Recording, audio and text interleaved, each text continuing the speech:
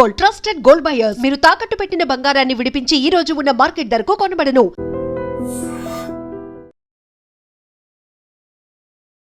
Hello everyone, మీరు చూస్తుంది I dream. నేను మీ కీర్తి. నాతో పాటు motivational speaker and language trainer Vijay బంగారు గారు ఉన్నారు. నమస్తే మా. కీర్తి, బాగున్నారా? ఎస్ మా జనరల్గా నేను ఒక టాపిక్ డిస్కస్ చేయాలనుకుంటున్నాను మీతో.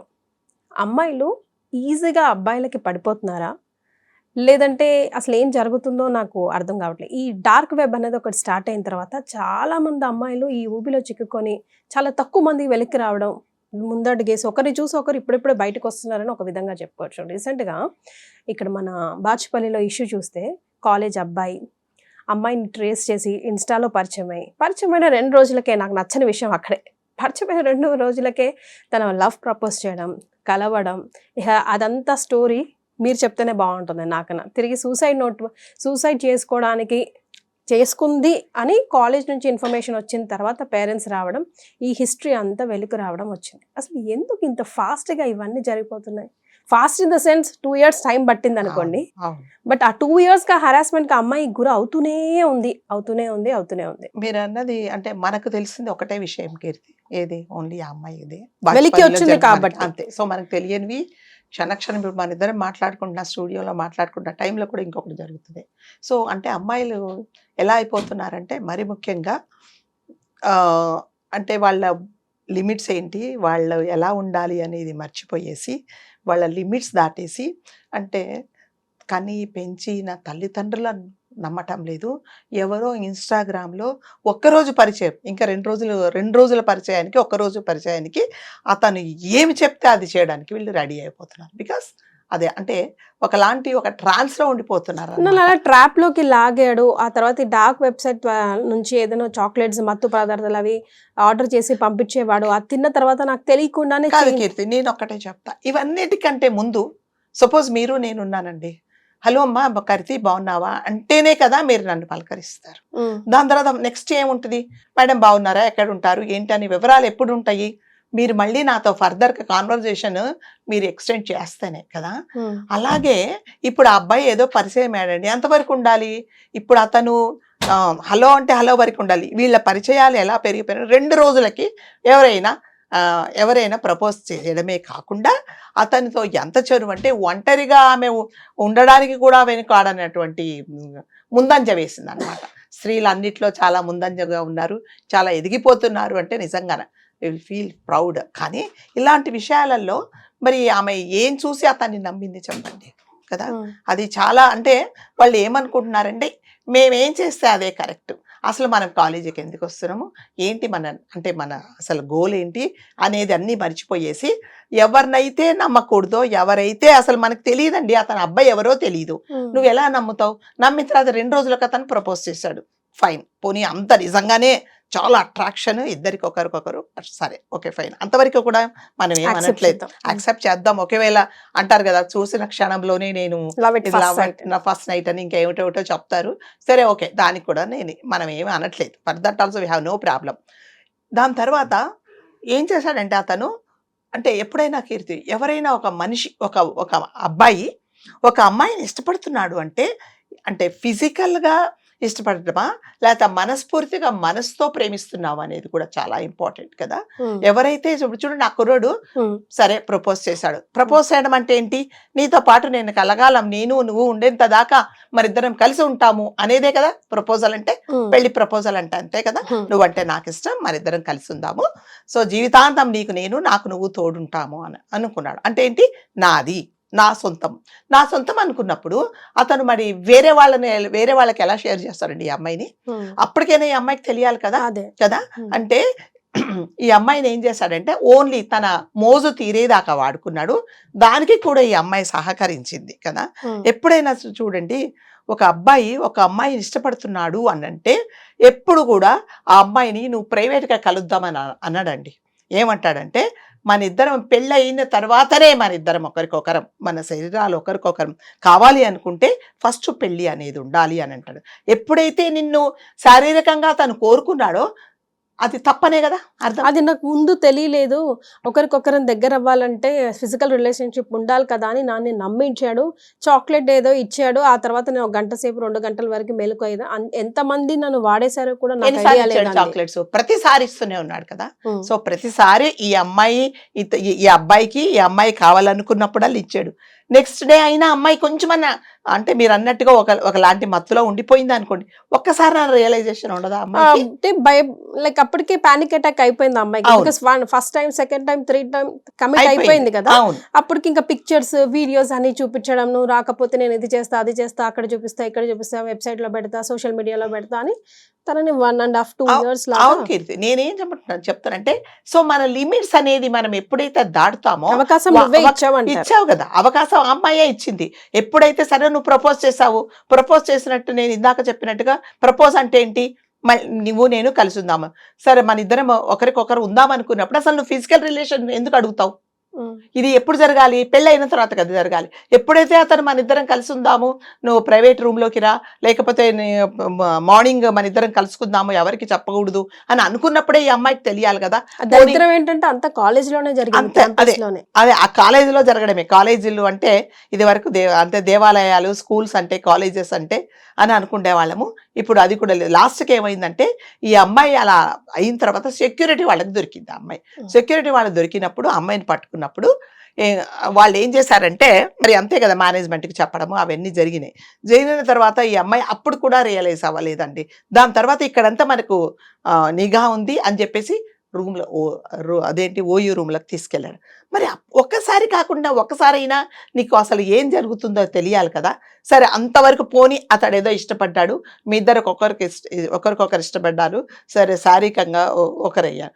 మరి రెండో వాడికి నేను షేర్ చేస్తున్నప్పుడు నీకు తెలియాలి కదా.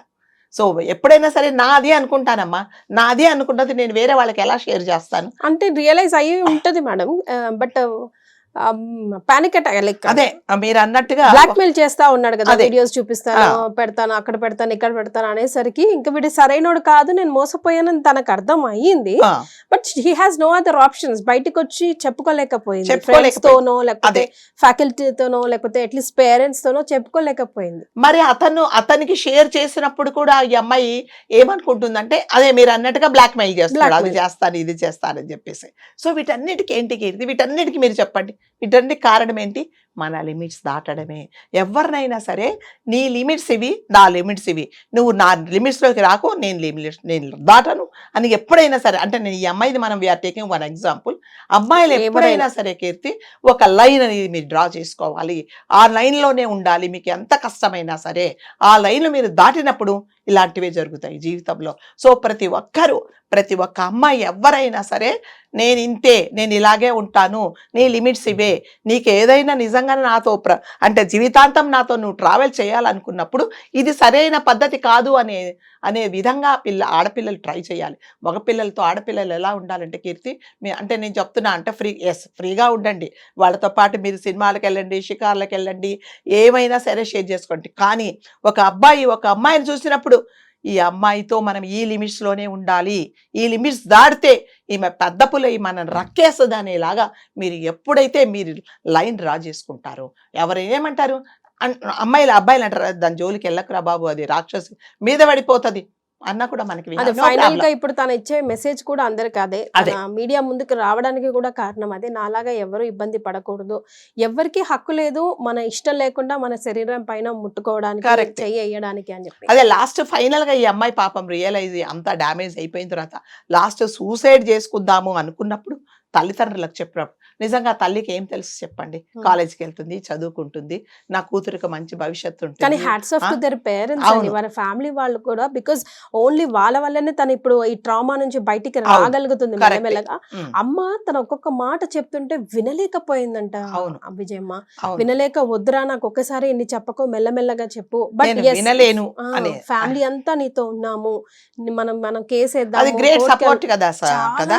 ఇంకా కొంతమంది పేరెంట్స్ అయితే నీకు అసలు బుద్ధి లేదా, నువ్వేం చేసావు, అది చేసావు, మాకు ఎందుకు చెప్పలేదు, ఇలా అనకుండా సరే నువ్వు జీవితంలో అయిపోయింది, మేము నీకున్నాం, నువ్వు ఎటువంటి వేరే స్టెప్ తీసుకోకు, నేను always will be with you అని వాళ్ళు సపోర్ట్ చేసినందుకే ఇవాళ అమ్మాయి బయటకు వచ్చింది. Yes. కాబట్టి ప్రతి ఒక్క అమ్మాయికి అయితే నేను ఒకటే చెప్తా, మీ లిమిట్స్ ఏంటో మగపిల్లలకు చెప్పేలాగా మీరు బిహేవ్ చేయండి. లేకపోతే ఈ అమ్మాయి ఇట్లాంటి అమ్మాయిలు ఎంతమందో ఉంటారు అంటే మనకి వాళ్ళు తెలిసింది కాబట్టి వాళ్ళు ఇది మాట్లాడుకుంటున్నాము. ఎంతోమంది హాస్టల్స్కి వస్తారు కీర్తి, పాపం తల్లిదండ్రులు ఎంతో కష్టపడేసి తిని తినక వాళ్ళు ఉన్న ఆస్తులు అమ్మేసుకొని మా పిల్లలు ఇక్కడ బాగుంటారు అంటే ఇక్కడికి వచ్చిన తర్వాత వీళ్ళు ఏమవుతారంటే వీళ్ళకి ఒక కంట్రోల్ అనేది ఉండదు.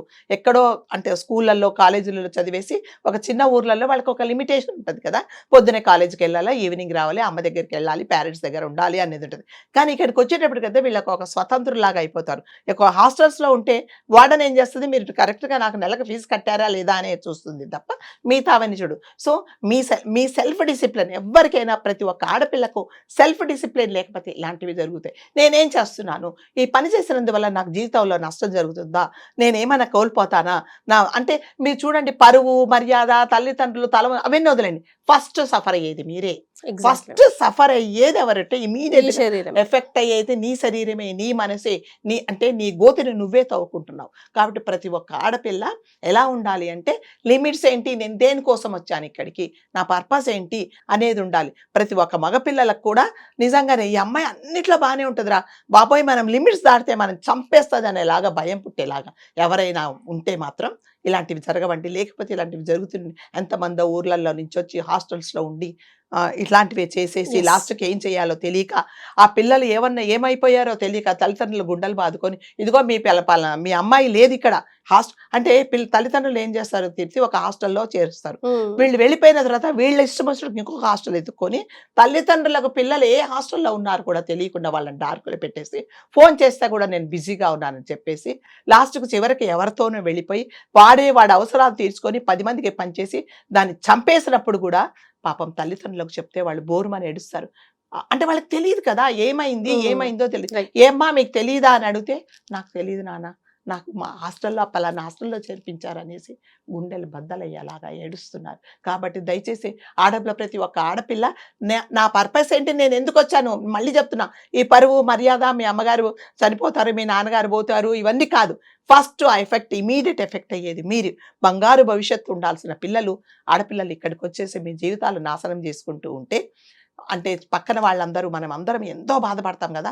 మనం నిజంగా మనకి ఎవరో కూడా తెలియని అమ్మాయిని గురించి మనము నిజంగా చాలా బాధేస్తుంది. ఆ అమ్మాయి చెప్తుంటే ఒక తల్లి వినలేక అమ్మ నాకు చెప్పకు, నేను భరించలేను అని అన్నప్పుడు నిజంగా అమ్మాయి ఎంత టార్చర్ అనుభవించింది. వీటన్నిటికీ కారణం మళ్ళీ నేను చెప్పేదంటే మీ లిమిట్స్ మీరు దాటకండి, ఎటువంటి వ్యామోహాలకు వెళ్ళకండి. పెళ్ళి అనేది జరిగిన తర్వాతనే మిగతా కార్యక్రమాలు అనేది ప్రతి ఒక్కరూ మైండ్లో పెట్టుకున్నారంటే ఇలాంటివన్నీ జరగవు. ఈ విడ్డూరం విన్నారా? క్యాంపస్లో సిగరెట్ తాగావని మందలించినందుకు గాను ఆ విద్యార్థి మాస్టర్ మీద తిరగబడి కొట్టాడు.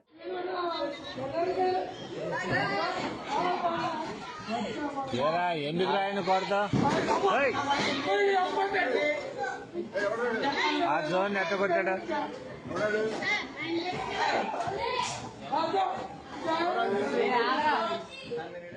అబ్బా, ఎంత గొప్ప సమాజంలో బతుకుతున్నామో అర్థం కావట్లేదు. గురు బ్రహ్మ గురు విష్ణు గురుదేవో మహేశ్వర అంటారు కదా.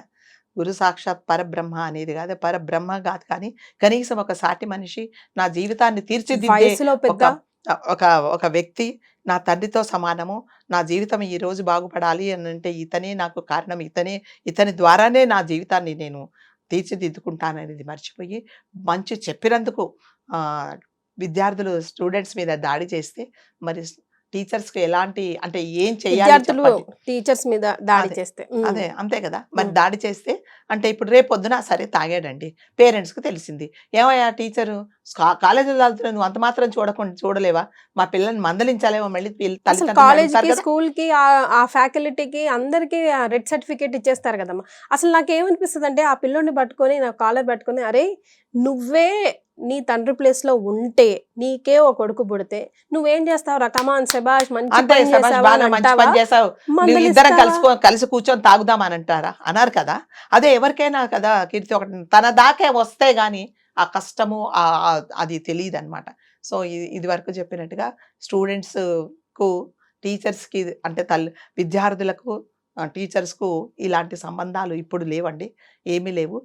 టీచర్స్ను ఇండైరెక్ట్గా దీని అంటే రెస్పెక్ట్ లేకుండా కూడా మాట్లాడుతున్నారు. ఒరే అని, అదని, ఇదని, టీచర్ అంటే నాకు క్రష్ అని, ఈరోజు టీచర్ మంచి చీర కట్టుకుంది బాగుందని, ఇలాంటి మాటలు మాట్లాడుతున్నారు. వీటికన్నిటికీ మళ్ళీ కొంతవరకు సినిమాలు కూడా ప్రభావమే.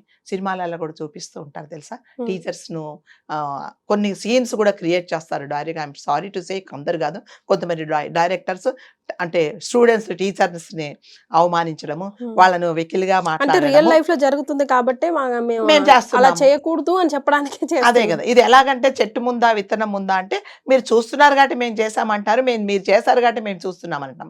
సో టీచర్స్ అంటే even prime minister of India కూడా ఒక స్కూల్లో చదువుకొని వచ్చిన సార్ కదా.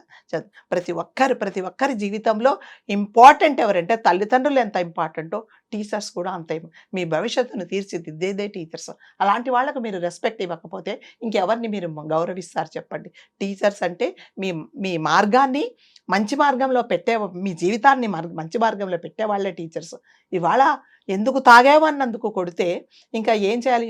ఇంకా మీకు తెలిసేమో ఒక 1 year క్రితము ఆ టీచర్ని చంపేశాడండి అతను, ఆ కుర్రోడు. ఎందుకు? క్లాసులో అల్లరి చేస్తున్నారు అన్నందుకు. ఏం చేశారు చెప్పండి? ఏమైనా చేశారు? ఏం చేయలేదండి, ఏమీ చేయలేదు.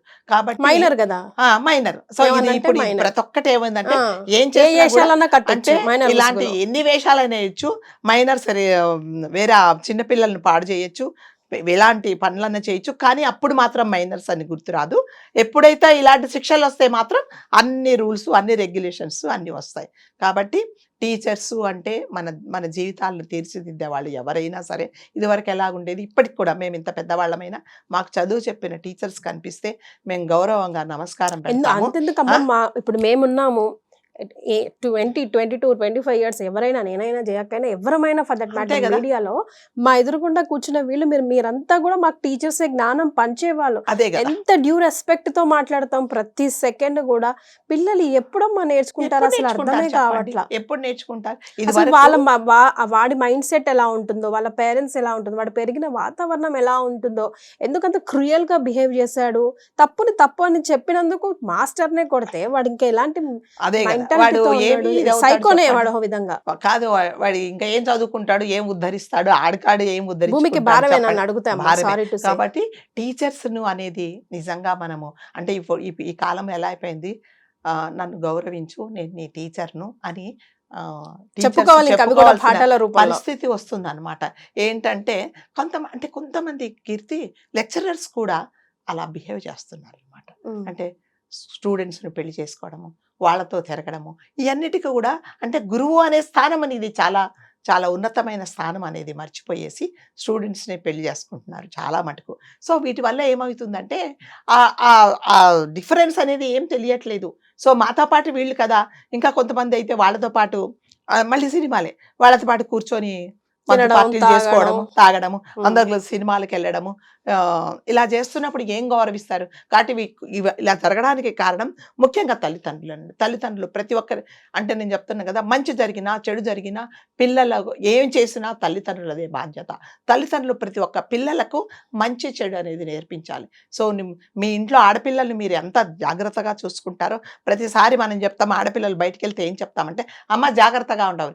ఏ తల్లిదండ్రులు మగపిల్లలకు చెప్తున్నారండి? మీరు బయటికి వెళ్ళేటప్పుడు నీ చెల్లిని నువ్వు ఎంత గౌరవిస్తావో అలాగే బయటికి వెళ్ళినప్పుడు కూడా ప్రతి ఆడపిల్లను నువ్వు అలాగే గౌరవించు అని ఎవరు చెప్పటం లేదండి. ఇవన్నీ ఏ తల్లిదండ్రులు చెప్పటం లేదు. ఏమంటే వాళ్ళు పెద్దవాళ్ళు అయిపోయారు, మాకు బిజీగా ఉంటున్నాము.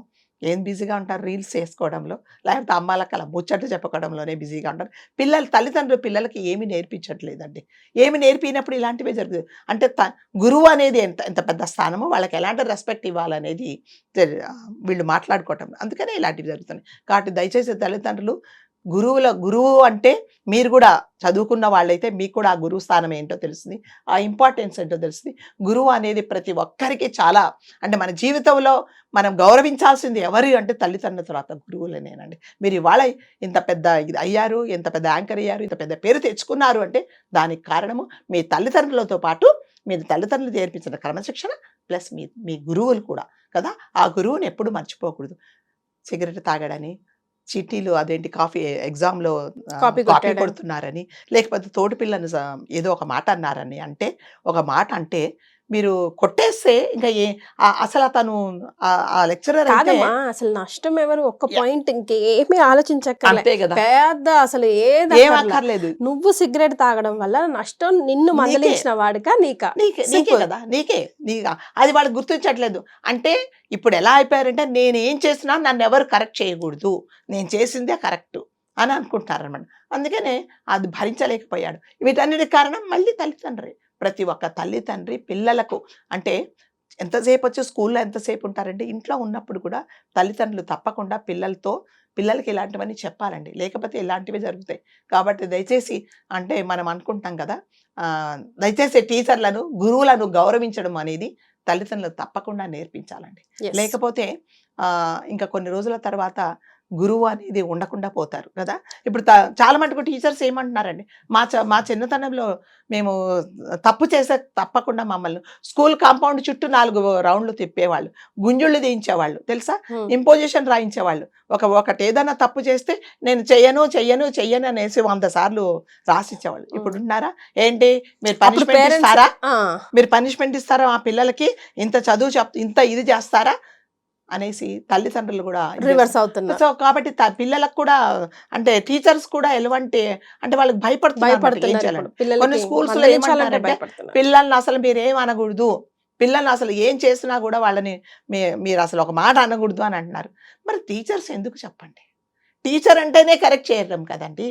మీరు ఏదైనా తప్పు మాట్లాడితే నేను కరెక్ట్ చేస్తాను, కాదమ్మా కీర్తి ఇది కాదమ్మా ఇది అని చెప్తాను, మీరెవరు నాకు చెప్పడానికి అనుకున్నప్పుడు నేను నోరు మూసుకొని ఉండాల్సిన పరిస్థితి వస్తుంది. కాబట్టి దయచేసి తల్లిదండ్రులందరూ మన విన్నపం ఏంటంటే, ఇది మనమేమి ఇన్స్ట్రక్షన్స్ ఇవ్వట్లేదు, సజెషన్ ఇవ్వట్లేదు. ప్రతి ఒక్క తల్లిదండ్రులు ఒకసారి పిల్లలకు గురువుల విలువ ఏంటో నేర్పిస్తే ఇలాంటి అనర్థాలు జరగవు. Yes, well said, Amma. Thank you so much. Thank you. And for more videos, Please subscribe to iDream. Please subscribe to iDream. Please subscribe iDream. And please subscribe to iDream. For more videos, subscribe to iDream. please like, share and subscribe to the channel. Congratulations, iDream. Subscribe to iDream. Subscribe to iDream. So subscribe to iDream Media.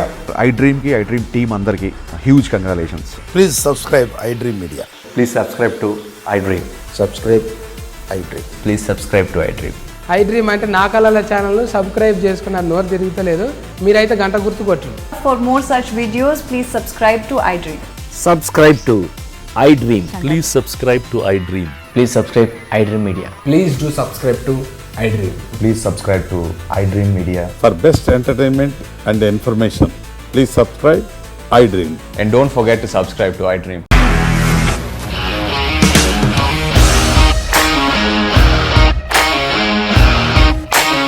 ఇండస్ట్రీలో commitment issues వస్తే నీకు కూడా వచ్చినట్టు morning తీసుకెళ్ళాలంటే కొట్టి పడేస్తారు.